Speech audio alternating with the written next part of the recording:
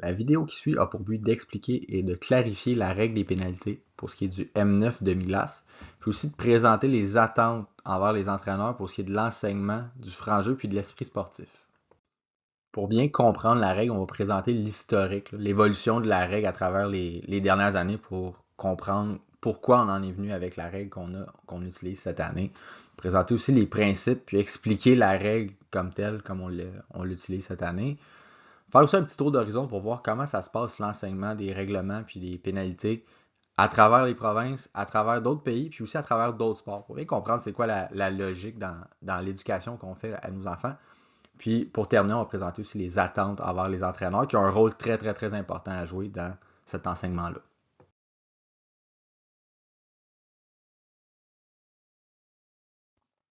Pour bien comprendre où on en est aujourd'hui, ça a été quoi l'évolution de la règle des pénalités pour le M9, il faut savoir d'où on a commencé. Donc, il y a 6 ans, au niveau des projets pilotes en 2018, la règle était celle qu'on a appliquée, c'était celle qui était proposée par Hockey Canada, qui était que les pénalités sont appelées de façon normale dans le cours du jeu, ça entraînait une perte de possession, puis le joueur fautif, lui, était retiré à sa présence suivante. Donc, ce que ça nécessitait, c'était une gestion de la part de l'entraîneur, s'assurer que les joueurs punis sautaient une présence. L'idée derrière ça, c'était que l'apprentissage des règles soit progressif, puis soit les pénalités, l'application soit vraiment axée sur l'enseignement pour les joueurs.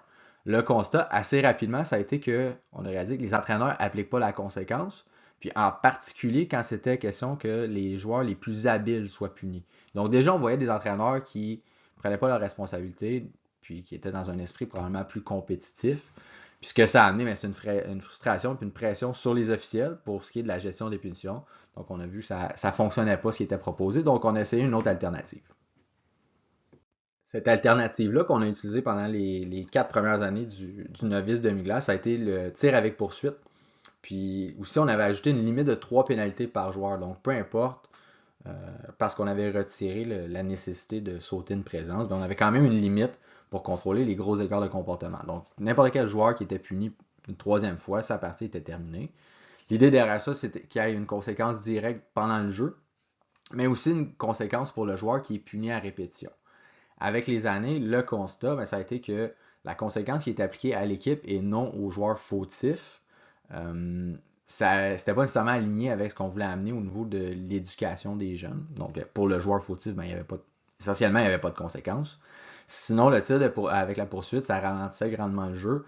C'était une gestion de plus pour l'officiel aussi. Puis c'est une gestion pour lui qui ne retrouvera pas dans sa progression. Le tir avec poursuite, c'est un événement qui arrive seulement au M9. Donc, pour l'officiel qui lui aussi se développe, c'était pas quelque chose qui était nécessairement logique dans sa progression. Puis finalement, le constat, c'est qu'avec les années, ce qu'on a remarqué, c'est qu'il y a beaucoup d'entraîneurs qui commençaient à encourager la tricherie pendant le tir. On entendait des entraîneurs qui disaient aux joueurs de faire trébucher le tireur parce qu'il n'y avait pas de deuxième pénalité qui était appliquée, qui demandaient de partir à l'avance sur le départ. Bref, ça entraînait des frustrations. Puis au final, quand on prend du recul, puis on regarde les deux solutions qui ont été essayées, celle des projets pilotes, celle du tir avec poursuite, ce qu'on remarque, c'est que peu importe la solution qui va être utilisée, si les adultes, les entraîneurs, qui sont vraiment les intervenants clés pour la gestion des pénalités, se placent dans un esprit qui est compétitif, puis encourage la tricherie, puis l'esprit sportif, la règle ne fonctionnera pas.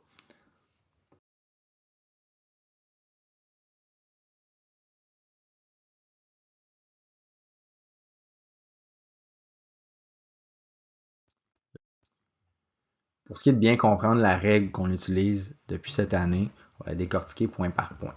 On le voit avec l'historique, peu importe la règle qui va être écrite et utilisée, la clé pour que ça fonctionne, c'est vraiment la responsabilisation des entraîneurs par rapport à cette règle-là. C'est pourquoi le premier paragraphe par lequel notre règle de pénalité commence cette année, c'est le suivant. Il est attendu des entraîneurs qu'ils encouragent le respect des règles et de l'esprit sportif, qu'ils éduquent les joueurs sur les fautes commises. Il est aussi attendu des entraîneurs qui collaborent avec les officiels pour assurer le bon déroulement des matchs. Il faut se rappeler, au M9, on veut vraiment placer nos joueurs dans un climat d'apprentissage, pas dans un climat de compétition. Pour ça, chaque entraîneur a un rôle à jouer, c'est important qu'ils s'assurent de un que leurs joueurs comprennent la réglementation, puis que les entraîneurs enseignent en fonction de cette réglementation-là. Puis aussi, les officiels aussi, c'est des débutants. Donc l'entraîneur doit vraiment collaborer avec eux. Sinon, au niveau pratico-pratique, la règle, ce qu'elle nous dit, c'est, première chose, les punitions mineures sont signalées par l'officiel selon la procédure habituelle. Donc, comme on l'a dit, ça a toujours été, ça va toujours être, les pénalités sont appelées. La procédure habituelle, ben, c'est celle qu'on connaît dans toutes les divisions. Lorsqu'il y a une infraction qui survient, l'arbitre lève le bras, puis le jeu va être arrêté lorsque l'équipe fautive prend possession de la rondelle. Ça ne change pas, c'est la même chose partout. Lorsque ça se produit, ben, le jeu est arrêté, puis on remet la rondelle à l'équipe non fautive pour la relance du jeu là où le jeu était arrêté. L'idée, c'est qu'on garde le jeu quand même dynamique en continu. Lorsque la punition est appelée, ben, l'arbitre va quand même faire le geste, va appeler la pénalité, c'est un trébuchet, rudesse, peu importe. Comme ça, le joueur qui est fautif, ben, il sait aussi c'est quoi l'infraction. Le joueur fautif va être envoyé au banc pour la fin de sa présence. Donc, à ce moment-là, ben, ce qu'on a, c'est une conséquence directe pour le joueur. Une fois qu'il est puni, le jeu est arrêté, le joueur, s'il est envoyé au banc, ben, il comprend. Je ne peux pas faire trébucher un ami, je ne peux pas jouer du coude, bref, peu importe. Il y a vraiment une conséquence qui est concrète pour le jeune. Une fois que le joueur est envoyé au banc, ben, il peut être remplacé. Donc, il n'y aura pas d'avantage ou de désavantage numérique. Par contre, on n'a pas besoin d'attendre le remplacement du joueur pour partir le jeu. Ce qu'on veut, c'est vraiment que le jeu se déroule de façon continue et dynamique, éviter les pertes de temps. Chose qui ne change pas avec les règles. Les pénalités sont notées par l'officiel hors glace. Donc, un joueur qui en est à sa 3e pénalité au cours d'un même match, il est retiré pour le reste de la partie. Il n'y a pas de suspension, mais sa partie est terminée. On considère qu'après 3 infractions, ben, conséquences qui s'imposent pour que le jeune apprenne et comprenne.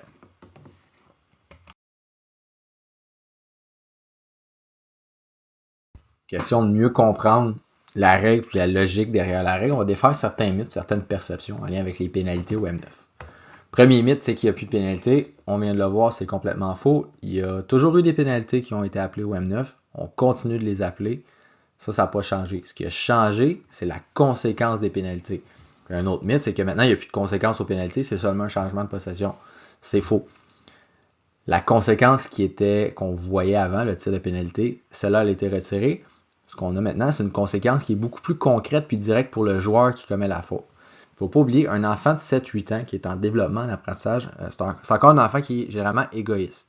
Donc, le fait que l'autre équipe reçoive un tir de pénalité, ben, ce n'est pas une conséquence qui est nécessairement concrète que le jeune va vraiment considérer. D'être retiré du jeu, c'est une conséquence qui est beaucoup plus directe et concrète pour l'enfant qui commet une faute. Donc, c'est faux de penser qu'il n'y a plus de conséquences. Au contraire, la conséquence est maintenant beaucoup plus concrète pour le joueur. Autre mythe, c'est que le fait d'avoir des possibilités de conséquences et des pénalités, nécessairement, ça va faire en sorte que les joueurs ne commettront pas de pénalités. C'est faux, on a dit, les jeunes sont en apprentissage, donc ils ne savent pas encore nécessairement comment jouer au hockey de façon, en guillemets, sécuritaire. Puis on a juste à avancer un petit peu plus loin en âge. Malheureusement, si on va dans les divisions plus avancées, des incidents, des gestes répréhensibles, on en voit encore, malgré le fait qu'il y a des pénalités, qu'il y a des conséquences, qu'il y a des suspensions qui peuvent être appliquées. La réalité, c'est que la menace de conséquences a généralement un effet à court terme sur l'apprentissage. Le jeune va respecter la règle par peur de la conséquence, pas par compréhension de la raison derrière la règle. Nous, ce qu'on veut, on l'a dit, dans une optique d'apprentissage, on veut que les jeunes comprennent puis apprennent les règles, pourquoi elles existent, comment jouer de façon sécuritaire. Ça, c'est beaucoup plus durable comme apprentissage dans le temps que simplement avoir peur d'une conséquence. Donc, c'est faux de penser que parce qu'il y a une conséquence, il n'y aura pas de comportements qui vont avoir lieu. On est dans une optique que les jeunes sont en apprentissage. Dernier mythe, on entend, c'est la responsabilité de l'arbitre d'enseigner les règles, surtout de faire régner la discipline dans un match. Faut pas oublier, les officiels sont débutants, donc ça se peut qu'ils commettent des erreurs. La responsabilité est partagée. Et ça vaut pour toutes les divisions. On dit souvent, un des rôles d'entraîneur, c'est de gérer son banc. Mais gérer son banc, c'est aussi de s'assurer que son équipe reste en contrôle de ses émotions, joue de façon sécuritaire, puis respecte l'esprit sportif. Ça vaut aussi au M9. Puis on entend toutes sortes de choses. On entend des adultes qui voudraient qu'on enseigne les hors-jeux et les dégagements aux enfants de 6-7 ans. Mais par contre, quand il est temps de dire qu'il faudrait enseigner les pénalités, ben là, à ce moment-là, la responsabilité revient absolument à l'officiel. Les pénalités, c'est une règle comme une autre.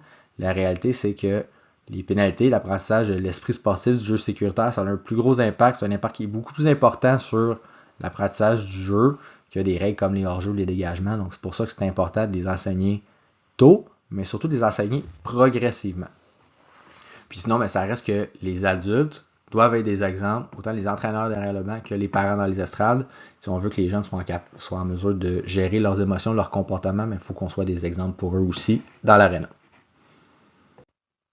Ensuite, comprendre, c'est savoir comment on intervient comme entraîneur, ou même de comprendre c'est quoi la logique derrière la progression d'apprentissage en lien avec les pénalités, mais comprendre c'est quoi les principes à respecter quand on veut éduquer les enfants, puis surtout en lien avec l'apprentissage de la discipline. Première des choses à savoir, il faut que la règle soit claire et connue. Donc, il faut expliquer pourquoi on veut respecter les règles, donc, c'est quoi l'esprit sportif. Puis, clair et connu, ben, c'est quoi les infractions. Donc ça, le jeune est en apprentissage. Probablement qu'à 7-8 ans, il les connaît pas toutes, mais comprendre le principe de pousser, frapper, faire tomber les adversaires, c'est pas quelque chose qu'on veut. Puis ben au fil du jeu, ben, le jeune va être capable d'apprendre c'est quoi qu'est-ce qu'il peut avoir comme geste, qu'est-ce qu'il peut ne pas poser, bref, peu importe. Il faut que les règles soient claires et connues. C'est pas réaliste de dire que le jeune connaît toutes les règles du hockey à 7 ans, c'est pour ça qu'on l'enseigne progressivement. Ensuite, il faut que la conséquence, la règle soit concrète. Donc, il faut qu'on décrive le comportement qui est attendu plutôt que celui à éviter. Donc, dans l'enseignement, surtout l'entraîneur. Une fois que le jeune est puni, par exemple, pour un coup de bâton, plutôt que de dire « faut pas que tu frappes, donne le coup de bâton », on va enseigner la bonne façon d'aller enlever la rondelle. On va peut-être enseigner l'approche au porteur, lever le bâton. Donc, pour le jeune, il comprend concrètement c'est quoi le comportement qui est attendu. Donc, il est capable de remplacer, mais sa faute par un geste qui est correct. Ensuite, il faut que la règle, l'application soit constante. Ça, pour un entraîneur, c'est de s'assurer que les mêmes règles sont appliquées pour tout le monde et par tous. Donc, peu importe c'est qui l'entraîneur, tout le monde a la même responsabilité. Puis ici, on l'a dit surtout pour tous. Peu importe qui est le joueur, c'est important pour que les mêmes comportements soient punis pour tout le monde. Ensuite, ça prend de la cohérence. Donc, les entraîneurs doivent être des exemples, mais c'est certain, si on veut que nos jeunes respectent les règles, il faut que nous-mêmes, comme entraîneurs, on respecte les règles et qu'on ait une attitude qui démontre de l'esprit sportif. Donc, c'est important. Puis finalement, il faut être conséquent. Il faut que la conséquence soit en lien avec le geste qui a été commis. Donc, le non-respect d'une règle, par exemple la pénalité, ça doit entraîner une conséquence qui est logique en lien avec ce qui est attendu. C'est pour ça qu'on a ramené la règle vers on retire le jeune du jeu. La conséquence est directement liée avec le comportement. C'est un comportement qui n'est pas en lien avec un sain esprit sportif, un jeu sécuritaire, mais on va t'enlever du jeu tout simplement. C'était pas le cas avec le tir de pénalité. Il n'y a pas de lien conséquent avec ce qu'on veut atteindre comme objectif. Donc maintenant, le jeune qui a commis une pénalité, il est retiré du jeu. Tu n'es pas sécuritaire, tu ne pourras pas jouer. On te donne un temps pour apprendre, puis après ça, tu peux retourner au jeu, puis progressivement, si le jeune il répète des comportements, on l'a dit, à 3 infractions, il est retiré du jeu. Donc c'est tout le temps dans une logique d'apprentissage pour le jeune. Ça, on a vu les mythes, les principes, c'est des réalités qui sont universelles. Peu importe où, dans le hockey, dans les autres sports, ce qu'on veut à 7-8 ans, c'est que les jeunes apprennent, qu'ils apprennent l'esprit sportif, qu'ils apprennent le jeu sécuritaire. Des fois, de prendre un petit peu de recul puis de voir ce qui se fait ailleurs, mais ça nous permet de relativiser les choses, c'est ce qu'on va faire. On l'a mentionné, la règle qu'on applique cette année, essentiellement, c'est celle qui est appliquée partout ailleurs au Canada. Peu de gens le savent, mais on était les seuls à avoir un tir de pénalité et pas de retrait du jeu pour le jeune qui commet une faute. Donc, on vient s'aligner avec ce qui est fait partout ailleurs. La philosophie derrière ça, si on veut que les jeunes apprennent dans le jeu. Si on va juste un petit peu plus au sud, aux États-Unis, même chose sur la glace. L'arbitre, s'il y a un arbitre sur la patinoire et il y a une faute qui est commise, il va simplement arrêter le jeu, expliquer la faute. Le joueur peut être retiré, c'est pas nécessairement automatique. Encore là, le principe en arrière, c'est qu'on veut que les jeunes apprennent les règles dans un cadre qui n'est pas compétitif. Donc, c'est un cadre qui est libre. Les jeunes sont là pour s'amuser. Ensuite, on a pris le temps de traduire les règles en Finlande. La règle en Finlande est exactement la même qu'on utilise cette année. Donc, l'arbitre ou l'entraîneur qui anime le jeu va arrêter le jeu pour l'explication. L'explication, mais en gros, c'est on appelle la faute. On va dire c'est une faute pour trébucher. Le joueur va être retiré pour le reste de sa présence. L'idée derrière ça, c'est qu'on veut que les jeunes comprennent les règles sans que la sanction soit stricte et sévère. Ça reste des jeunes en apprentissage. Ensuite, en Suède, il n'y a aucune pénalité. L'arbitre va expliquer la faute, le jeune va rester sur la glace, puis le jeu se continue. Pas plus compliqué que ça. L'idée, c'est qu'on veut que la formation du jeune, son apprentissage se fasse à travers les corrections. Donc, l'entraîneur, une fois que le jeune va revenir au banc, va être en pause, ben, il va pouvoir expliquer qu'il ne peut pas faire tomber un adversaire, par exemple. Ça va voir même ailleurs dans d'autres sports. Au basketball, au mini-basket 3 contre 3, là, qui est le programme qui va être utilisé pour les jeunes du même âge, de 7-8 ans. Une faute, il y a différents types de fautes au basket, mais les fautes vont entraîner un changement de possession. Les fautes techniques, qui sont à peu près l'équivalent des pénalités là, pour comportement, là, des pénalités dangereuses, au basket vont être appelées seulement si le comportement est répété par le joueur. Donc, c'est pas automatique que les fautes sont appelées. L'idée derrière ça, c'est que la gestion du match soit plus libre par l'officiel parce qu'on s'adresse quand même à des enfants. Ce qu'on veut, c'est surtout contrôler les écarts de comportement. Puis, comme on l'a dit, on reste axé sur l'esprit sportif et l'apprentissage pour les jeunes. Au soccer, première des choses à savoir, c'est qu'au soccer, il n'y a pas nécessairement d'arbitre. Puis même quand il y en a un, l'arbitre va être appelé un leader de match ou un éducateur. Vraiment, on se place dans la philosophie puis l'idée qu'à 7-8 ans, les jeunes sont là pour apprendre. C'est vraiment plus important de leur enseigner que d'appliquer rigoureusement des règles qui finiront pas par comprendre. Donc, l'important, c'est dans l'enseignement. Au soccer, il n'y a pas de carton. Il y a possibilité de retirer le joueur si jamais la faute est grave, mais ce retrait-là, il est temporaire pour donner le temps vraiment à ce que l'entraîneur intervienne avec son joueur. Ce qu'on remarque, c'est que la tendance générale à 7-8 ans, le plus important, c'est pas la sanction, mais c'est vraiment l'explication avec le jeune. La pénalité n'est pas donnée dans une intention compétitive, mais vraiment dans une intention pédagogique. C'est un outil. C'est important de se le rappeler. On le mentionne souvent depuis le début, les entraîneurs ont vraiment un rôle important à jouer, mais concrètement, c'est quoi ce rôle-là? Ben, c'est ce qu'on va voir dans les prochaines diapositives. Le rôle de l'entraîneur, c'est quoi? Peu importe la division, mais en particulier au M9, l'entraîneur il est responsable d'un groupe. Son rôle, c'est de les encadrer de façon saine, plaisante et sécuritaire. On veut que les jeunes aient du plaisir, on veut qu'ils se sentent en sécurité aussi. Si les jeunes ne se sentent pas en sécurité, ils n'auront pas de plaisir. Donc, c'est important que chaque entraîneur, individuellement, s'occupe de son équipe pour qu'elle participe puis qu'elle favorise la mise en place d'un climat de jeu qui est sécuritaire, d'avoir des comportements qui sont appropriés. Sinon, nos valeurs, ce qu'on cherche à atteindre dans nos programmes M9, ben, on dit c'est un milieu qui est sécuritaire, amusant. On veut que les jeunes puissent développer une compréhension du travail d'équipe, compréhension de la coopération, c'est quoi le franc jeu. On veut mettre en place les bonnes valeurs de base pour que les jeunes puissent participer, avoir du plaisir, puis se développer dans le hockey à long terme. C'est vraiment dans cet esprit-là qu'on doit être au M9. Concrètement, c'est quoi les exemples d'attentes ou de comportements qu'on s'attend de nos entraîneurs au M9? La première des choses, c'est d'enseigner les règles auprès des joueurs. Donc, on enseigne toutes sortes de principes de jeu d'équipe, on enseigne les habiletés. Ben, les règles, c'est un enseignement comme un autre.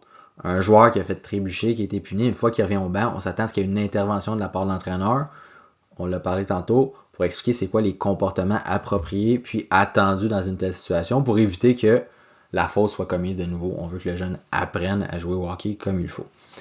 Ensuite, à l'inverse, c'est aussi d'encourager les comportements appropriés puis l'esprit sportif. Donc, un joueur qui fait une bonne approche au porteur pour enlever la rondelle, un joueur qui contrôle ses émotions, par exemple, ben on veut renforcer ces comportements-là aussi parce qu'ils sont importants à long terme dans le développement du jeune.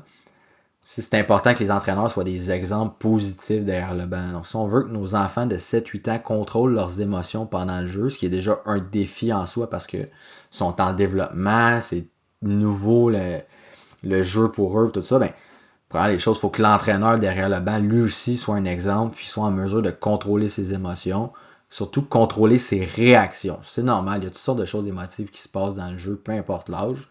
Mais c'est important que l'adulte qui est derrière le banc contrôle ses réactions.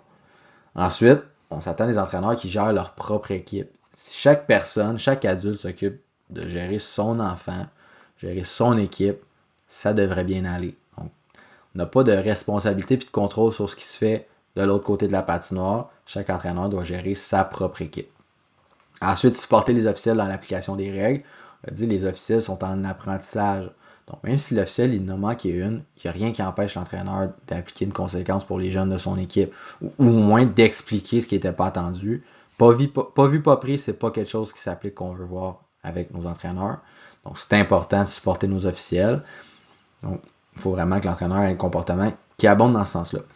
Puis finalement, mettre l'emphase sur l'apprentissage et le plaisir. Donc, tout ce qui est d'encourager les joueurs à prendre avantage sur l'équipe, manquer de respect, d'être dangereux, ça, c'est des comportements compétitifs. À 7-8 ans, on veut vraiment mettre l'emphase sur l'apprentissage puis le plaisir de nos jeunes. C'est important. Dans toutes les situations, c'est vraiment la sécurité, ça devrait être une priorité de l'entraîneur. Dans le cas de la gestion des comportements dans un match, c'est important d'intervenir si l'enfant a un comportement, commet des gestes qui peuvent causer du tort, blesser, qui sont dangereux pour lui-même ou surtout pour les autres. Dans un cas comme cela, il faut vraiment intervenir, il ne faut pas le laisser aller.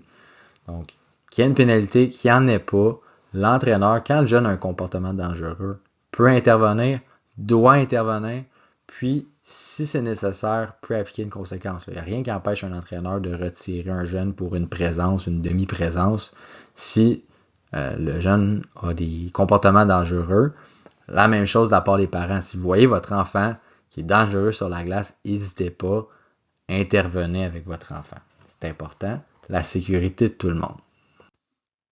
Pour terminer, c'est quand même important de mettre le doigt puis de mettre la lumière sur des comportements qu'on voit, qu'on entend, qui sont inappropriés. C'est important de le dire clairement.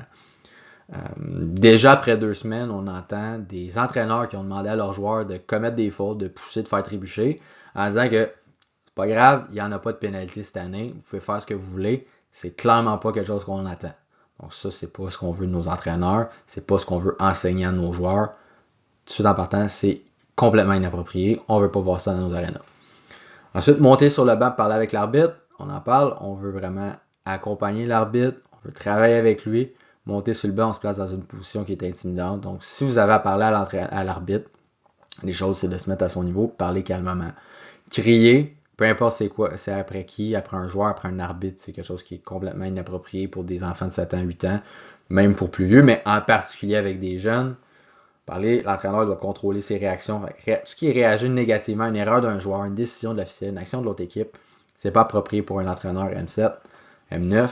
On veut vraiment que l'entraîneur mette en place un climat qui est sécurisant, qui est plaisant pour les jeunes, mais tout ce qui est réaction négative, ça n'a pas sa place. Ensuite, aussitôt qu'on pense aux résultats, qu'on agit ou qu'on prend des décisions, qu'on enseigne en fonction du résultat, pas pour rien qu'on a enlevé les pointages, les classements au niveau du MNES, parce qu'on veut que nos entraîneurs pensent en fonction du processus, du développement individuel de chaque jeune. Donc, ce qu'on veut, c'est vraiment enseigner en fonction de ça. Si on encourage nos joueurs en fonction du pointage qu'on a compté dans notre tête comme adulte, ben déjà, on se place dans une position qui est complètement inappropriée, inadaptée pour ce qu'on veut faire avec des enfants de 7-8 ans. Donc, on enlève le résultat de notre façon de penser comme entraîneur. C'est vraiment essentiel. On est là pour enseigner, que les jeunes apprennent et qu'il y ait du plaisir, puis que vous aussi vous apprenez et que vous ayez du plaisir. Si vous avez des questions sur la gestion d'équipe, la gestion de banc, l'enseignement de l'esprit sportif, n'hésitez pas à vous référer à vos formations initiales d'entraîneur. Donc, tout ce qui est respect sport, entraîneur 1. On a aussi le guide de l'entraîneur sur le site de Hockey Québec, qui est une bonne bible d'informations. Puis sinon, pour tout ce qui est réglementation M9 spécifique au déroulement des matchs, vous pouvez vous référer au guide du programme de demi-glace. Si vous scannez le code QR qui apparaît à l'écran, ça va vous amener directement au guide. Sur ce, bonne saison.